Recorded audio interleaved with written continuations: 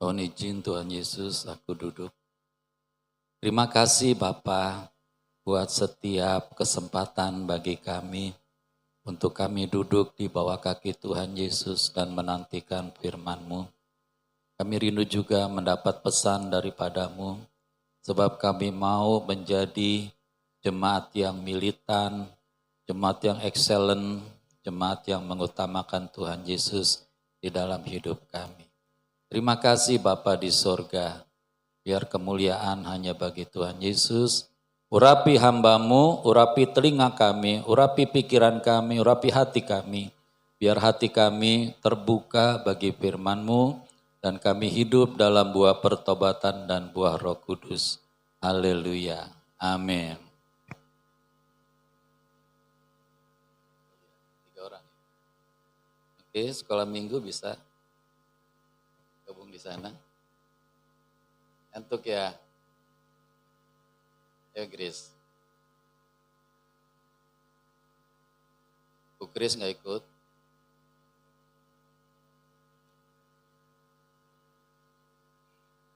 Ya, dalam bacaan kita ada beberapa bagian yang kita mau merenungkannya saudara. Coba kita baca sama-sama. 1, 2, 3. Sekali lagi, berbahagialah orang yang tidak menjadi kecewa dan menolak aku. Pernahkah saudara kecewa sama Tuhan Yesus? Yang lain? Tidak tahu. Nini pernah kecewa sama Tuhan Yesus? Tidak mengaku. Mungkin di dalam hati ya. Di dalam hati kita kecewa. Tapi nggak berani ngaku. Gitu kan. Tapi kita mau bongkar hari ini. Ada banyak orang lalu kecewa sama Tuhan. Walaupun mereka ke gereja. Walaupun mereka baca Alkitab. Tapi hatinya agak pahit. Kecewa kepada Tuhan Yesus. Saudara, kalau kita orang-orang yang mengasihi Tuhan Yesus dengan segenap hati, segenap jiwa, segenap akal budi, segenap kekuatan, tentu kita tidak kecewa sama Tuhan Yesus. Kenapa? Dia memberikan yang terbaik. Betulkah? Keselamatan itu terbaik, sudah. Sorga itu terbaik. Jauh lebih baik daripada apa yang kita punya di dunia ini. Nah, iya, Tuhan Yesus adalah pribadi yang memberikan itu semua kepada saudara dan saya gratis. Jadi jangan saudara berkira kalau ada perpuluhan, ada persembahan, kita bayar. Enggak. Itu kesempatan kita untuk menabur dan menuai. Bukan bayar, keselamatan gak bayar. Siapa bilang keselamatan bayar? Gak ada.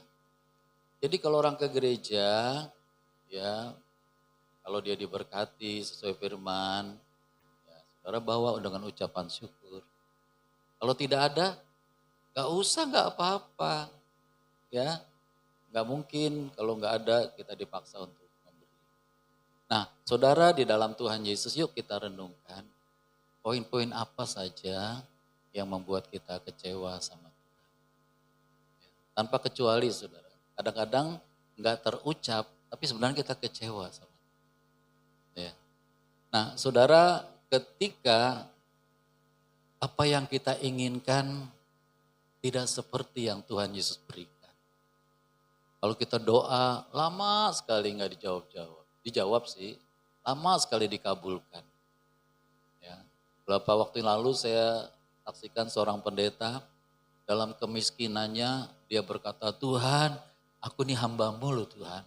Aku pokoknya minta satu rumah besar 5 kamarnya. Bayangin saudara. Belum punya rumah. Dia untuk minta satu rumah besar 5 kamarnya. Kenapa? Saya punya anak 3 Tuhan. Jadi 4 sama saya dan istri. Dan satu lagi kalau ada nanti hamba Tuhan datang ke kota kami, boleh nginep di rumah kami. Ya. Pertanyaannya Tuhan dengar nggak? Pasti dengar lah. Ya. Nah, ternyata saudara permintaannya itu dengan gigihnya dia minta sama Tuhan siang malam. Ya. Dan ternyata setelah 22 tahun dikabulkan. Terlambat enggak? Tidak. Kenapa masanya 22 tahun? Tuhan mau melihat kesungguhan orang itu di dalam meminta. Kan kita kadang-kadang mintanya begini kan. Tuhan saya minta sepeda Tuhan. Sepedanya belum datang udah minta motor. Tuhan aku minta motor Tuhan. Motornya belum datang udah minta mobil. Gak konsisten. Nah Tuhan mau saudara kalau kita meminta pegang permintaanmu itu. Sampai Tuhan mengabulkan. Gak masalah berapa lama karena waktu Tuhan pasti yang terbaik. Kita sih maunya mintanya instan ya.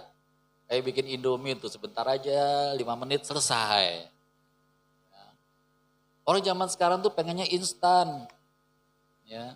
Kalau berdoa langsung cespleng. Ya. Tahu gak saudara kalau kita doanya langsung cespleng. Gak dewasa kita dalam Tuhan. Enggak kita belajar sabar menantikan waktu Tuhan. Ya, kita makan mie dok-dok aja saudara ada tulisan sabar menanti. Tuh di situ di pasar ada tulisan sabar menanti Pak. Ya, itu baru mie dok-dok saudara. Bagaimana kita saudara? Sabarlah menantikan waktunya Tuhan Yesus karena waktunya pasti yang terbaik. Tuhan pasti tepati janjinya. Mintalah maka akan diberikan kepadamu. Gak pakai kecuali loh. Kecuali bla bla bla bla. Enggak. Mintalah maka akan diberikan kepadamu. Carilah maka kamu akan mendapat. Ketuklah maka pintu akan dibuka. Nah saudara bentuk kekecewaan kita sama Tuhan Yesus adalah ketika kita melakukan firman-Nya dengan setengah hati. Saya mau tanya saudara ke gereja ini setengah hati atau sepenuh hati? Halo? Sepenuh hati, gak pakai lah. Sepenuh hati. Kalau sepenuh hati pasti kita pengen menjadi jemaat yang militan. Ya, pengen yang terbaik buat Tuhan Yesus. Saya bukan memuji saudara. Saya melihat Bapak Ibu Tagalung itu kalau datang dengan seragam yang luar biasa. Mau nunjukin bahwa mereka berdua sehati. Sehati ke gereja, sehati juga kalau nggak ke gereja. Ya pokoknya sehati saudara. Nah ternyata memang, saya nggak tahu kata ada tradisi orang Batak ya Pak. Kalau ke gereja tuh harus kayak ke pesta ya. Bener loh orang pernah bilang begitu. Kalau di daerah HKBP sono, yang pakai sanggul juga lama, pick up segala macam, ya. Nah, saudara itu bentuk apresiasi kita kepada Tuhan Allah kita. Saya berharap saudara juga harus beri apresiasi kepada Tuhan Yesus dong. Amin. Dia sudah sungguh baik. Dia sungguh baik. Dia amat baik. Yesus. Dia baik bagiku. Benarkah dia baik bagimu? Iya. Enggak ada orang yang bisa memberi saudara sorga. Enggak ada. Di bawah kolong langit hanya satu yang bisa memberikan kita sorga. Dan dia berkuasa memberikannya. Dan dia yang punya sorga. Kalau yang lain mengangan-angan. Mudah-mudahan ada sorga. Buat mereka enggak ada sorga. Cuman mengangan-angan. Ya. Nah kita sudah diberikan kepastian. Ya. Itu sebabnya saudara kalau ada keluarga bahkan kita sendiri kalau dipanggil ke rumah Bapak. Gak usah ada yang sedih. Nanti suatu kali kalau saya dipanggil pulang ke rumah Bapak. Jangan ada yang nangis. Itu hari sukacita. Hari anugerah yang Tuhan berikan kepada kita.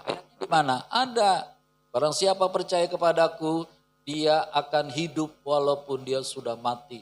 Dan bagi kita yang hidup, nanti kalau rapture, kita nggak akan mengalami kematian selama-lamanya. Jadi saudara percaya kalau keluarga kita, diri kita, kalau pulang ke rumah Bapak, namanya bukan meninggal dunia. Ngeri ya. Ya kalau di tempat kami, innalillahi, telah meninggal dunia. Telah meninggal dunia dengan meninggalkan banyak hutang. Nah saudara, bagi anak-anak Tuhan, pulang ke rumah mana? Rumah. Bukan ke rumah mertua.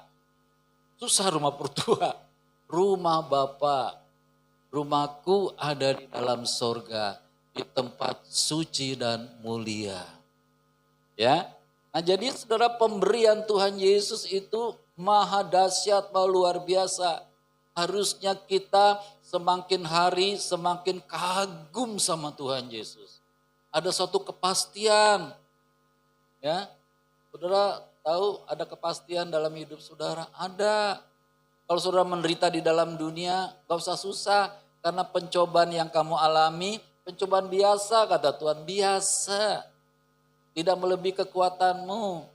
Bahkan kamu kalau dicobai, dia memberikan kekuatan dan jalan keluar. Keren saudara.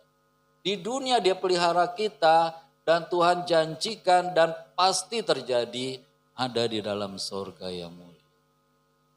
Makanya kalau saudara di dunia teraniaya, harus tetap bersuka cita. Kenapa? Aniaya yang kita alami itu gak ada apa-apanya. Terlalu kecil bila dibandingkan dengan surga yang Tuhan sediakan bagi kita. Nah, samping itu saudara, kalau kita tidak pernah kecewa sama Tuhan Yesus, kita bangga sama dia karena dia mengangkat kita menjadi sahabatnya. Dia tidak pernah mengecewakan kita. Tapi lebih banyak kita mengecewakan dia. Saya kadang-kadang malu kalau sampai kesel di rumah. Padahal Tuhan Yesus bersama kita 24 jam sehari. Ya. Kalau saya diingatkan, emangnya kamu tega melihat Tuhan Yesus, melihat kamu berduka cita.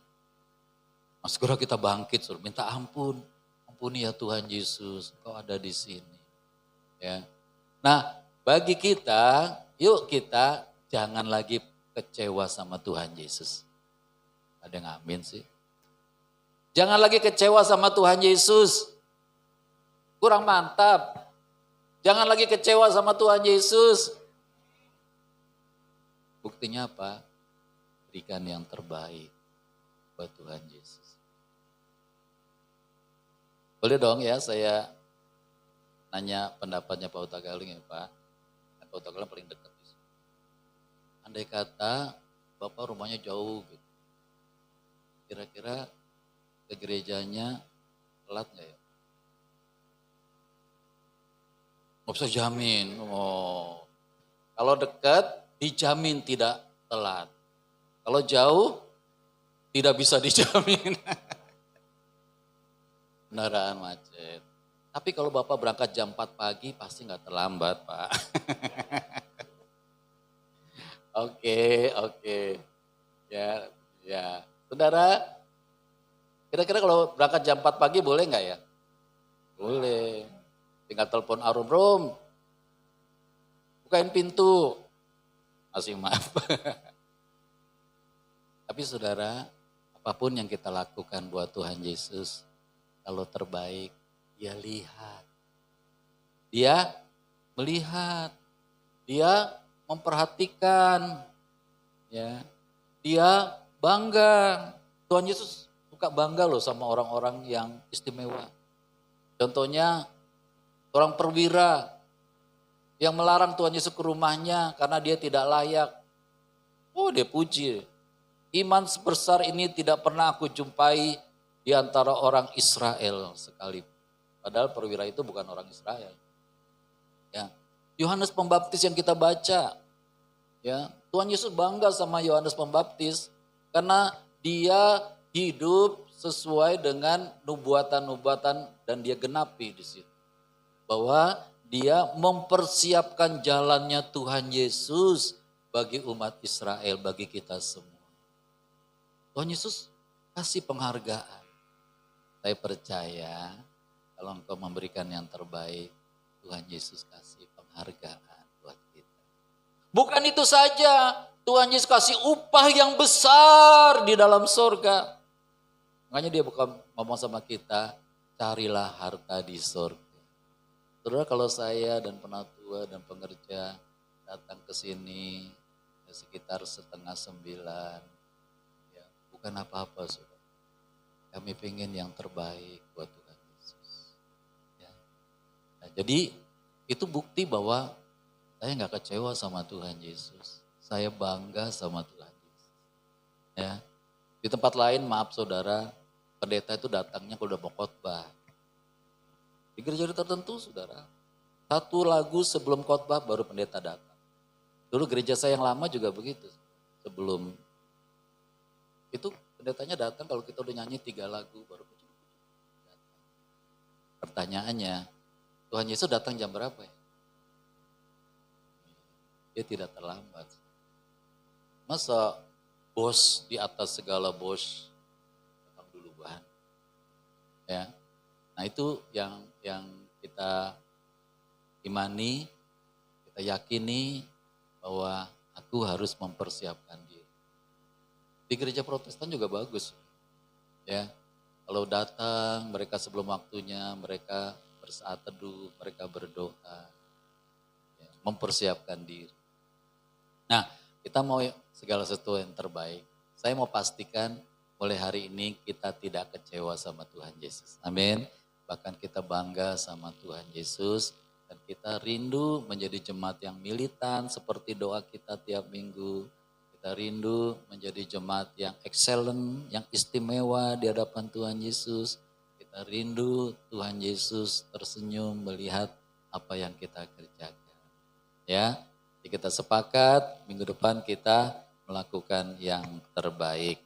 Dan saya percaya Tuhan Yesus pasti buka jalan. Ada yang hafal Matius 11:28-30? Sama-sama aja ya. Marilah kepadaku semua yang letih lesu dan berbeban berat.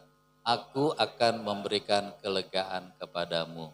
Pikulah kuk yang kupasang dan belajarlah kepadaku, karena aku ini lemah lembut dan rendah hati, dan jiwamu akan mendapat ketenangan. Sebab kuk yang kupasang itu enak dan bebanku pun ringan. Ini perkataan siapa? Perkataan Tuhan Yesus. Buat siapa? Buat kita semua. Tuhan tahu kita semua letih lesu. Amin. Coba dari belakang no. Letih lesu enggak nih? Apalagi dari Semarang saudara. Ya kan. Apa letih lesu? Messi letih lesu enggak Mes?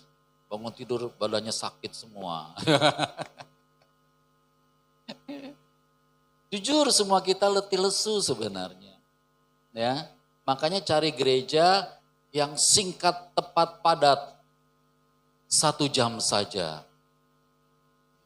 Rame tuh gereja 1 jam saja. Kalau perlu dikurangi lagi. Pemuda sehati pernah bilang, kita 70 menit, di atas 1 jam. Ternyata saudara, orang yang ikut kebaktian yang sangat singkat, 1 jam saja itu banyak luar biasa. Katanya 1 hari itu, hari Minggu, ibadahnya bisa 10 kali kebaktian. 1 jam. Jadi kalau dari jam 6 sampai... Nah saudara, kenapa mesti begitu? Karena banyak orang gak nyaman tinggal di dalam Tuhan Yesus. Pengen segera keluar. Karena apa? Karena mereka sudah letih lesu. Berbeban berat. Di gereja pun rasanya beban berat. Saking beratnya beban di gereja sudah sampai tertidur-tidur di gereja. Saking beratnya. Padahal di rumah Tuhan itu kita disegarkan. Kita diberikan firman yang menguatkan. Kita ditantang untuk menjadi pemenang bahkan lebih daripada pemenang. Nah, kalau itu tidak connect, dengan jemaat, maka jemaat tidak dapat apa-apa. Saudara pernah ngecas HP? Aku nih ngecas udah 5 jam kok, masih segini aja nih. Tadi tinggal 20 masih 20 juga. Kenapa Ibu Gembala? Nggak connect. Ada orang ke gereja tapi nggak connect. Akhirnya nggak dapat kekuatan, nggak dapat suplai firman yang menyegarkan, nggak mendapat tantangan menjadi pemenang. Yuk kita connect di gereja, amin. Ya, kalau perlu saudara, saya suka tuh kalau gereja-gereja di Afrika, gerejanya berisik. Kenapa? Kalau ada pendeta lagi berbicara, yes, amin ya, amin. Satu dengan yang lain ramai saudara. Itu live, itu hidup. Coba saudara bayangkan kalau di sini seperti itu. Wah, luar biasa. Ya, ternyata saudara ke gereja itu kita yang letih, lesu semua kita.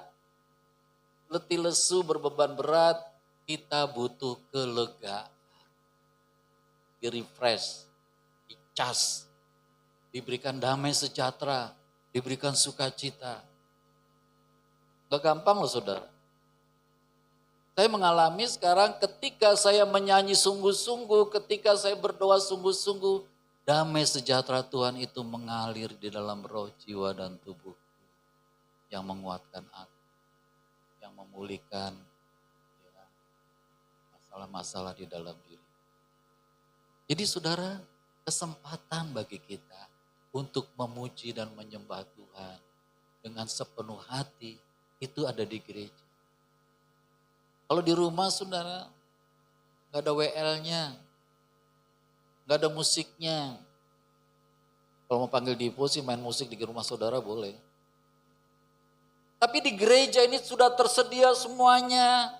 Tinggal kita kasih respon yang maksimal. Dan saudara connect sama Tuhan Yesus yang ditinggikan dan dimuliakan. Dan ketika kita connect sama Tuhan Yesus, mengalirlah aliran air hidup ya di dalam diri kita. Sehingga waktu kita pulang dari gereja, aku puas. Bukan karena pendetanya khotbahnya bagus, no. Tetapi aku puas karena aku berjumpa dengan Tuhan Yesus. Aku sudah diberikan kekuatan baru. Aku sudah menanti-nantikan Tuhan Yesus dan Ia memberikan kekuatan baru. Aku harus berjalan dan tidak boleh menjadi letih. Dan berlari tidak boleh menjadi lelah.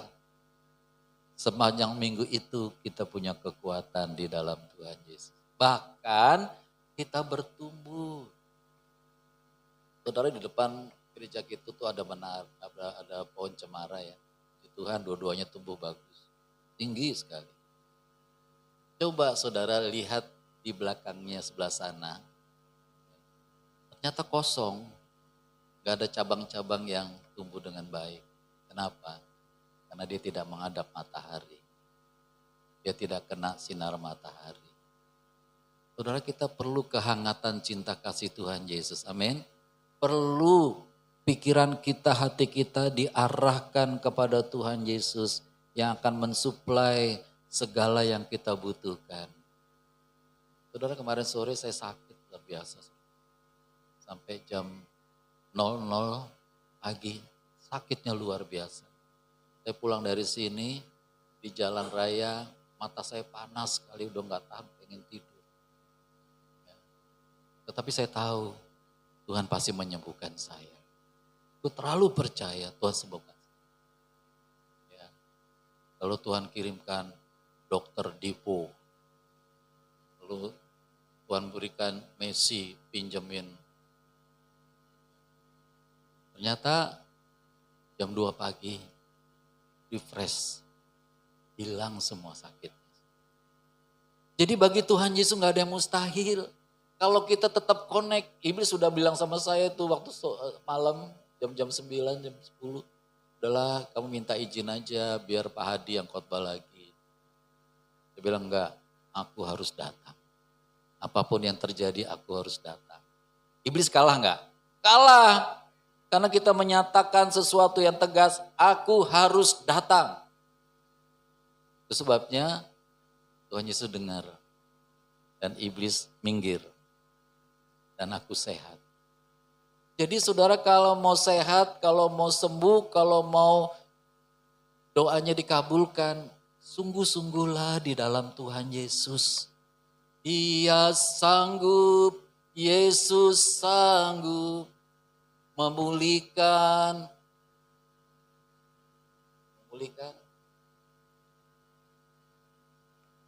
Ya, hati yang terluka. Saudara dan saya banyak terluka karena kecewa. Melakukan kehendak Tuhan. Perkara yang besar. Ya, yuk saudara bangkit menjadi terang. Yesaya 60 ayat 1. Bangkitlah menjadi teranglah sebab terangmu sudah datang. Yaitu Tuhan Yesus sebagai terang dunia. Saudara, tolong saudara jangan melihat kalau kami nyalakan lilin tiap minggu ini. Jangan bilang pemborosan. Kami pengen memprotek menyatakan bahwa jemaat GBHT Kudus adalah seperti lilin-lilin yang menyala. Amin. Di rumah saudara, dimanapun saudara berada, biar saudara terus menyala. Dan dapat dilihat orang bahwa kita ini anak-anak Tuhan. Aku akan memberikan kelegaan. Nah, ternyata Tuhan juga mau memberikan kita kuk. Kuk itu beban. Saudara dan saya, Tuhan pasti memberikan kuk beban di dalam hidup. Untuk apa? Untuk saudara bisa berdoa dengan benar. Untuk saudara bisa berusaha untuk menjadi pemenang. Pikulah kuk yang kupasang. Kuknya itu baca Alkitab, saudara berdoa, pergi ke gereja, melayani, itu kuk.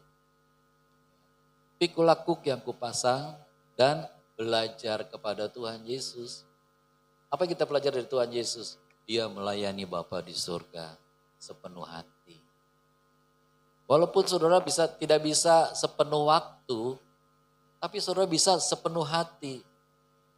Kalau sepenuh waktu tuh kayak full timer, kan sepenuh waktu.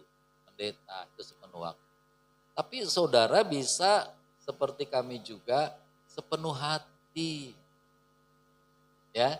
Jadi kalau saudara melakukan sesuatu bagi kemuliaan Tuhan Yesus, lakukan dengan segenap hati.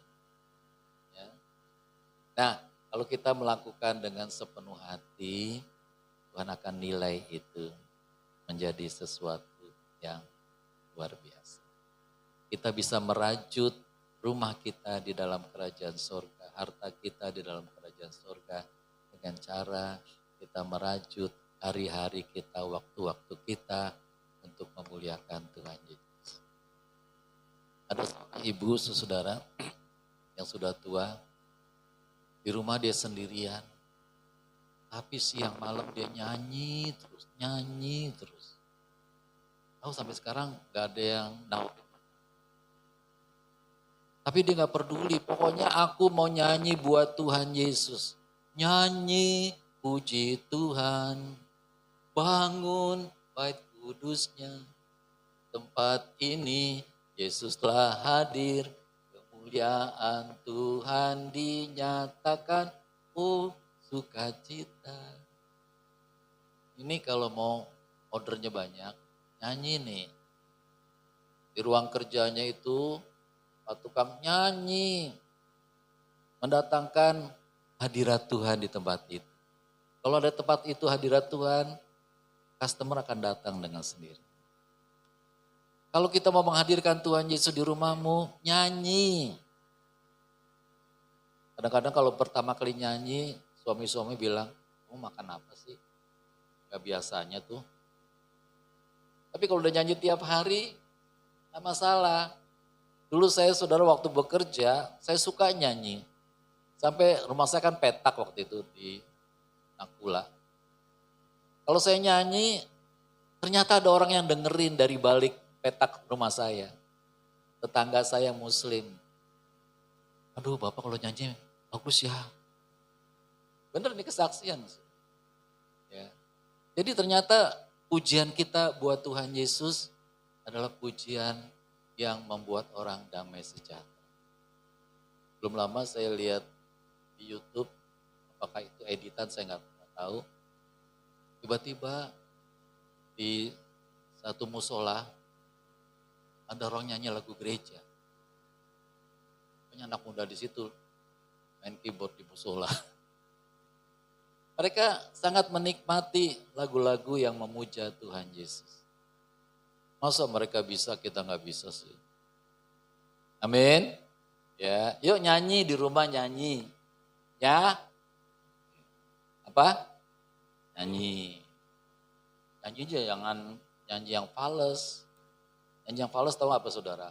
Omel. Itu gak nyanyi tapi fales. Nyanyi muliakan Tuhan Yesus. Pikul laku yang kupasang belajar kepada Tuhan Yesus. Kenapa? Karena satu-satunya manusia yang lemah lembut dan rendah hati cuma Tuhan Yesus. Apa buktinya rendah hati? Suatu kali Tuhan Yesus mencuci kaki murid-muridnya. Muridnya loh, bukan kaki bos-bosnya. Dia lemah lembut dan rendah hati. Dan kalau kita ikuti Tuhan Yesus, jiwa kita mendapat ketenangan. Walaupun persoalan kita nggak berobat, tetap banyak, tetap gede.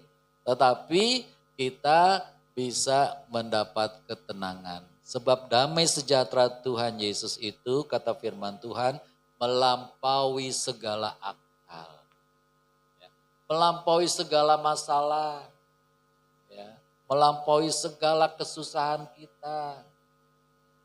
Tapi kadang-kadang kita mau nyanyi berat ya. Alasannya macam-macam. Suara saya fales. Bukan soal fales, mau gak nyanyi? Kalau mau saudara, suara kita sampai ke sorga menjadi suara yang indah, mulia. Saudara tahu gak? Sekarang tuh ada sound system. Kalau saudara nyanyi, biar suaranya jelek, ya keluarnya bagus. Sama di sorga, saudara nyanyimu suaranya amit-amit. Tapi sampai ke sorga itu menjadi suara yang merdu bagi para malaikat. Maka nyanyi.